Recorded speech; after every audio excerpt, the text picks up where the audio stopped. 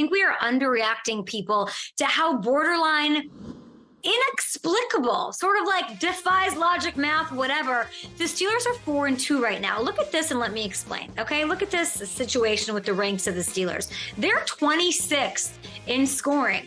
They're 31st in total offense. They are bottom of the barrel, guys, 30th in total defense, and they're minus 24 in point differential on the year. I repeat, the team record is 4-2. 4-2 right now, okay?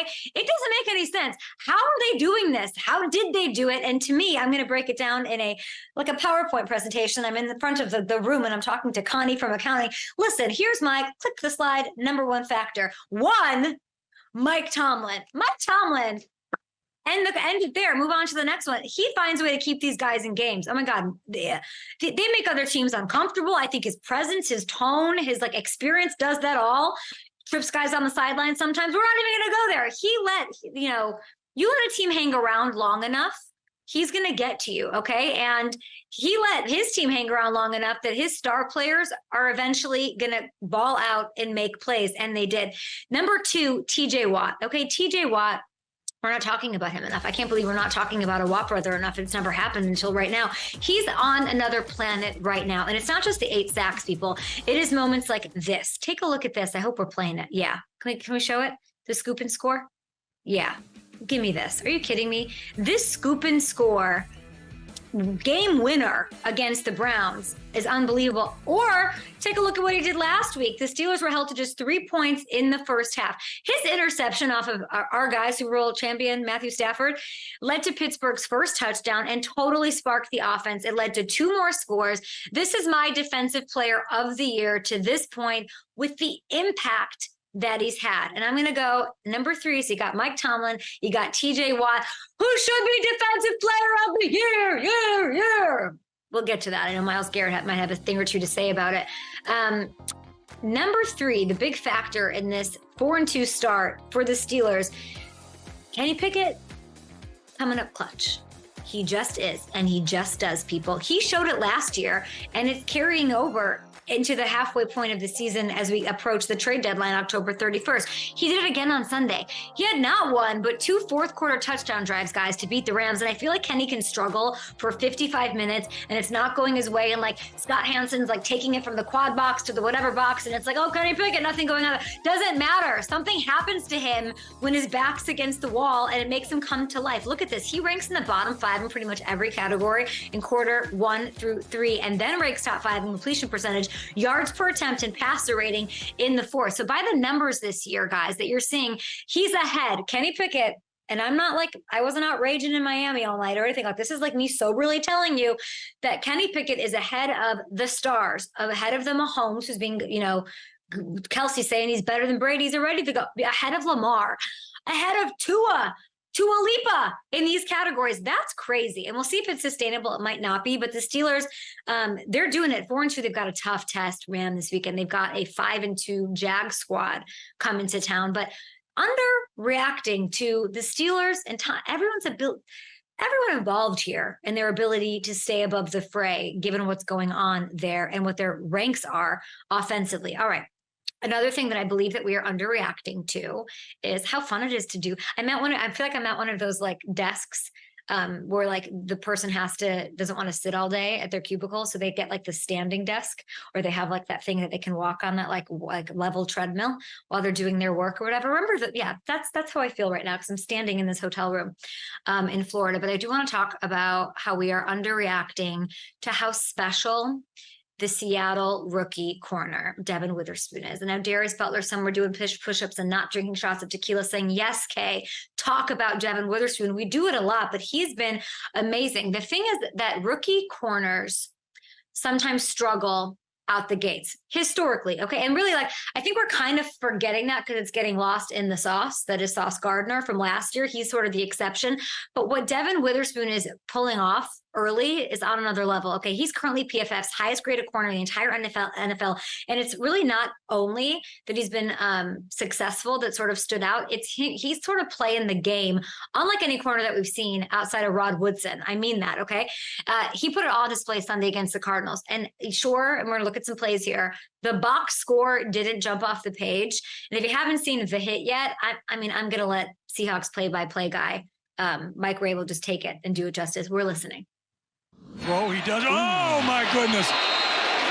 The hit was by Witherspoon. It was a good, clean, legal shoulder hit by Witherspoon. Holy smoke, what a shot. I mean, he hits like Cam Chancellor. It's the Cam Chancellor vibes that he's giving me. He ball hawks like Richard Sherman, which he, by the way, showed on this pick that got called back because of a roughing the passer call. So taking a look at that. Are you kidding? This is a special player. We all knew it going into it. He gets drafted to the Seahawks. Obviously, lots of legacy, lots of history with great players. I just mentioned Richard Sherman, but he showed off his pass rushing skills on this sack.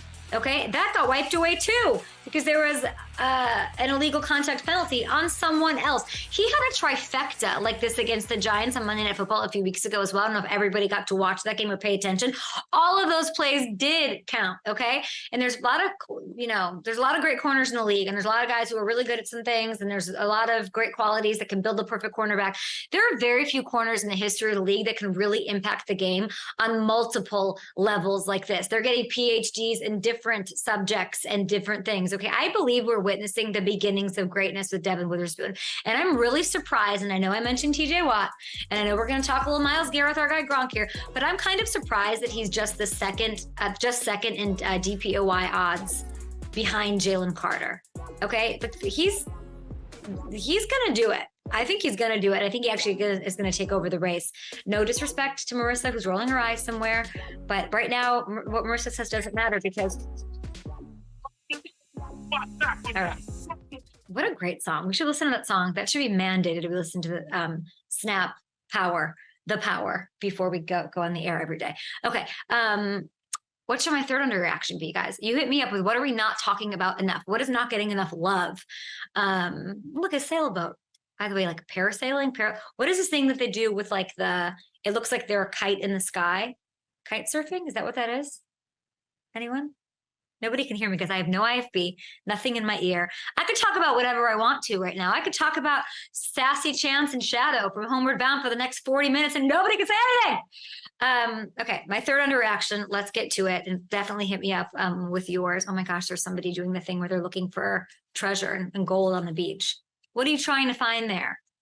What are you doing? At Up and Adams show. Hammer, they want me to bring you in.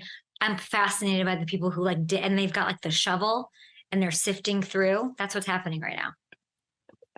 This is the most unhinged start to a show we've ever had. And then saying something. Oh, look, a sailboat. And then there's like a barge, and you know how I'm scared of water. So I'm like looking for a shark fin out there somewhere, but want to see? Yeah. I'll show you. Let's take a look. That's pretty good. Not bad. No, I ruined my shot that Lisa and I worked so hard to craft over here. Now, listen, here's the deal. I'm going to hand over the floor to you. We got Gronk on the show. Dexter Fowler is really picking a bad day to make his debut. He probably doesn't know who I am, what I do, and what he signed up for today, but that's okay. That's okay. You last night tried to pitch me on what my third underreaction should be. And you said, you should really do this. You sent me an unhinged text that said, I've been digging into the numbers for 5 hours. We got to get into this. And I said, you get into it. I refuse, because if I were to even sell this idea, it would just be, everyone in the world would see your hand going up my back for the puppet that I would be, and talking about the Jags, the 5-2 Jags, who've got a big test against the Steelers this weekend in Pittsburgh. But you dug up some numbers, and what are we underreacting to, Hamilton? All right. I think we're severely underreacting to what Jaguars linebacker Foye Oluokun is doing, not just this year, but what he's been doing over the last couple of years. because he isn't just the leader of this Jaguars defense, making plays like this pick six that we saw last week off of Derek Carr to lead them to that win on Thursday night. He's having a stretch that puts him with some of the greatest tacklers that this league has ever seen. He's currently second in the league with 81 tackles. That's on pace for 197 on the year. And why is that significant? Check this out. Look at these numbers. It's kind of insane. So since 1987, only 2 players have had multiple 180 tackle seasons since tackles became an official stat. It's him and it's Jesse Tuggle, and he's already on his way to a 3rd this year. So that means that Ray Lewis, Brian Urlacher, Luke Kuechly, all the great linebackers that this league has seen over that span, none of them have done what Foye Oluokun is doing right now. And by the way, even with these incredible seasons that he's had, 0 All-Pros, 0 Pro Bowl appearances. Wow. He's getting 0 buzz outside of Jacksonville. And I really think that we have to do something about this and fix this and get him the love that he deserves. Now, and love matters, and we're doing that here, and this is unprecedented, and this is your very first underreaction in history that you did on Wednesday. I do think he's gotten paid, though, right? Talk to me about that, because there has been some reward for what he's done, because Trent Baalke and the Jags made him the 4th highest paid linebacker in the league. They steal him away from Atlanta last year. And credit to the Jags front office for being aggressive and betting on him, because he sort of changed this whole defense. Yeah, and everybody was so up in arms about the money that they gave Christian Kirk that this signing kind of flew under the radar too. But this signing might have even been more important than that one. As great as Kirk has been, he's been the captain of this defense, and you know, as you said, basically stole them away from the Falcons, and you know, making him the 4th highest paid linebacker. That was an investment. That was a little bit of a gamble, and it's really paid off. Thanks for watching. Subscribe here to get the latest Up and Adams content right on YouTube.